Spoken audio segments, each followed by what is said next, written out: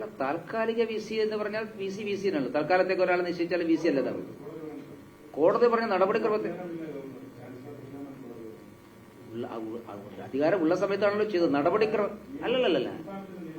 നിങ്ങള് ഞാൻ പറഞ്ഞുതരാം. ശരി, ഈ തീരുമാനമെടുക്കുന്ന സമയത്ത് കോടതി വിധി വന്നിട്ടില്ലല്ലോ.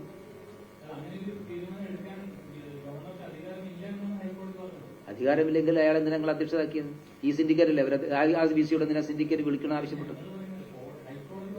ഹൈക്കോടതി ആ വി സിയെ നിയമിച്ച നടപടിക്രമം തെറ്റാണെന്ന് പറഞ്ഞു.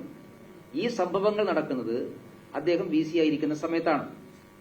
അദ്ദേഹത്തിന്റെ വി സി ഉള്ള അധികാരമുള്ള സമയത്താണ് നടക്കുന്നത്.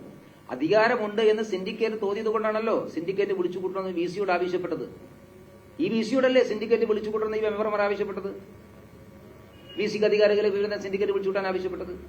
അപ്പൊ അധികാരമുണ്ടെന്ന് അവർക്കറിയാം. കോടതി കേസ് പോയി. കോടതിയിൽ ഒരു കേസ് പോയി. നമ്മളൊരു വിഷയത്തിൽ കോടതി കേസ് പോകുമ്പോൾ കോടതി വിധി വന്നാൽ വിധി അംഗീകരിക്കും. വിധി വരുന്നത് വരെ എന്താണോ സ്റ്റാറ്റസ് കോ അതാണ്. ചാൻസലർ നിശ്ചയിച്ചു.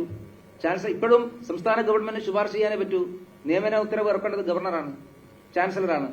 ഇപ്പൊ 3 ആളെ കൊടുത്തല്ലോ ടെക്നിക്കൽ സർവകലാശാലയിലേക്ക്. കൊടുക്കാനല്ലേ സർക്കാരിന് പറ്റുള്ളൂ. ഉത്തരവിടേണ്ടത് ആരാണ്? മുഖ്യമന്ത്രി ഉത്തരവിട്ട വി സി ആവും. വിദ്യാഭ്യാസ മന്ത്രി ഉത്തരവിട്ട വി സി ആവണമെങ്കിൽ ചാൻസലർ ഒപ്പിടണം. അപ്പൊ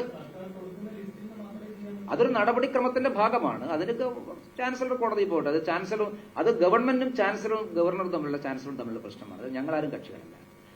ഞാൻ ചോദിച്ചത്, ഒരാളെ വി സിയെ നിയമിച്ചു. ആ വി സി ആയി നിയമിച്ചതിന്റെ നടപടിക്രമം കോടതിയിൽ ചോദ്യം ചെയ്യുന്നു. കോടതി വിധി വരുന്നത് വരെ ചാൻസലറുടെ തീരുമാനം ഉണ്ടല്ലോ. ചാൻസലറുടെ തീരുമാനം തെറ്റാണെന്ന് കോടതി പറഞ്ഞാൽ അതിനുശേഷം ഓക്കെ. അത് പറയുന്നത് വരെ അതാണ് സ്റ്റാറ്റസ് കോ. ആ സ്റ്റാറ്റസ് കോ ഉള്ള സമയത്ത് ഇതേ സിൻഡിക്കേറ്റ് അംഗങ്ങൾ വി സി അംഗീകരിച്ചുകൊണ്ട് വി സിയോട് പറയുന്നു ഈ സിൻഡിക്കേറ്റ് യോഗം വിളിച്ചു കൂട്ടണം. 16 സിൻഡിക്കേറ്റ് അംഗങ്ങൾ ഒപ്പിട്ട നിവേദനത്തിന്റെ അടിസ്ഥാനത്തിൽ വൈസ് ചാൻസലർ സിൻഡിക്കേറ്റ് യോഗം വിളിച്ചു കൂട്ടുന്നു. അതിന്റെ അജണ്ട എന്താണെന്ന് പറയുന്നു. ആ അജണ്ടക്കപ്പുറത്ത് കാര്യങ്ങൾ ചർച്ച ചെയ്യാൻ ആവശ്യപ്പെട്ടപ്പോൾ വി സി പറയുന്നു ഇത് ചർച്ച ചെയ്യാൻ പറ്റില്ല, ഞാൻ സിൻഡിക്കേറ്റ് യോഗം പിരിച്ചുവിടുകയാണ്. അവരിറങ്ങിപ്പോയി. ഇറങ്ങിപ്പോയതിനു ശേഷം പിന്നെ എങ്ങനെ സിൻഡിക്കേറ്റ് യോഗം നടത്തും? രാഷ്ട്രീയം പറയാം, ഞാൻ സാമാന്യ യുക്തിയാണ് ചോദിക്കുന്നത്. പിന്നെ ഈ പറയുന്നത് എന്താ അർത്ഥമുള്ളത്? അവർക്ക് വേണമെങ്കിൽ പിരിച്ചുവിട്ട യോഗം എന്നൊക്കെ ശരിയായില്ല, അങ്ങനെയല്ല വേണ്ടെന്നൊക്കെ പറയാം. അതൊക്കെ അവർക്ക് പറയാൻ സ്വാതന്ത്ര്യമുണ്ട്. ഇനി അവർക്ക് വീണ്ടും യോഗം വിളിച്ചുകൂട്ടണമെന്ന് ആവശ്യപ്പെടാനുള്ള സ്വാതന്ത്ര്യമുണ്ട്. അല്ലെങ്കിൽ ചാൻസലറോട് നേരിട്ട് ഇടപെടാൻ പറയാൻ, ഇല്ലെങ്കിൽ കോടതി നേരിട്ട് ഇടപെടാൻ പറയാൻ സ്വാതന്ത്ര്യം, ഇതെല്ലാം ഉണ്ട്. പക്ഷെ ഞാൻ ചെയർ ചെയ്യുന്നൊരു യോഗം, ഞാൻ യോഗം അവസാനിപ്പിച്ച് ഞാൻ ഇറങ്ങിപ്പോയി കഴിഞ്ഞാൽ വേറെ നിങ്ങൾ ആരെങ്കിലും ഇവിടെ കയറി ഇരുന്നിട്ട് ഇത് BJPയുടെ യോഗമാണെന്ന് പറഞ്ഞ് അംഗീകരിക്കാൻ പറ്റും? എന്തെന്ന് ഈ സാമാന്യ യുക്തി? നമുക്കൊരു യുക്തിബോധം വേണ്ടി.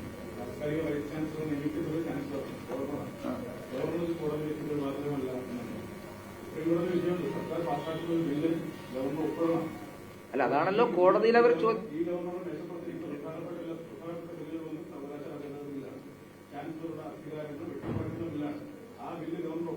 ചാൻസലർ ഒരു ബില്ലിൽ ഒപ്പിടണോ വേണ്ടോ തീരുമാനിക്കുന്നത് BJP അല്ലല്ലോ. അത് ചാൻസലറുടെ തീരുമാനമാണ്. ഗവൺമെന്റും ചാൻസലറും തമ്മിൽ തർക്കണം, അവർ തീർത്തോട്ടെ. ഗവൺമെന്റും ഗവർണറും തമ്മിൽ എന്തോ തർക്കമുണ്ടെങ്കിൽ അവർ തീർക്കട്ടെ. BJP കക്ഷിയല്ലല്ലോ.